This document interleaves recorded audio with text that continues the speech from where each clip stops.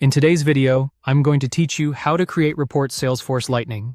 We'll build a clear, useful report from scratch and get it ready to share with your team. Start by logging in to your Salesforce Lightning account. From the home page, open the app launcher, the grid icon at the top. This is the fastest way to find any app or item. In the search field, type Reports and open it. On the Reports home screen, click New Report to launch the report builder. When prompted, select Contacts and Accounts as the report type. A report type defines which records and fields are available to you. Contacts and Accounts combines people and their related companies, which is great for outreach lists, account planning, or segmentation. Click Start Report to open the builder. You'll see a live preview with default columns. Add any columns you need that aren't included yet. In the Outline panel, search for fields like titles, phone numbers, or custom attributes, and add them to your table. Drag to reorder columns so the most important information appears first, and remove anything that creates noise. Keeping columns focused makes the final report easier to read and act on. Next, switch to Filters to narrow your results. Add Created Date as a filter.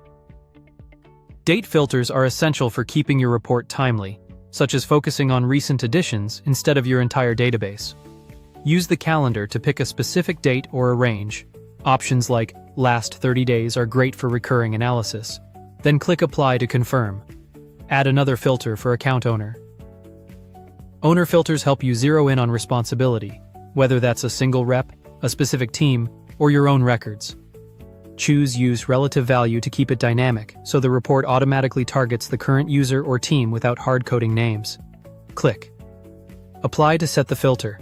Click Refresh to pull the latest data into the preview. This ensures your filters and columns are reflected accurately. If you want a quick visual summary, add a chart. Pick a chart type that matches your question: bar for comparisons, donut for distribution, line for trends, and group your data so the chart tells a clear story at a glance. When everything looks right, click Save and Run. Enter a clear, descriptive report name that highlights the purpose and time frame, and add a brief description for context if needed.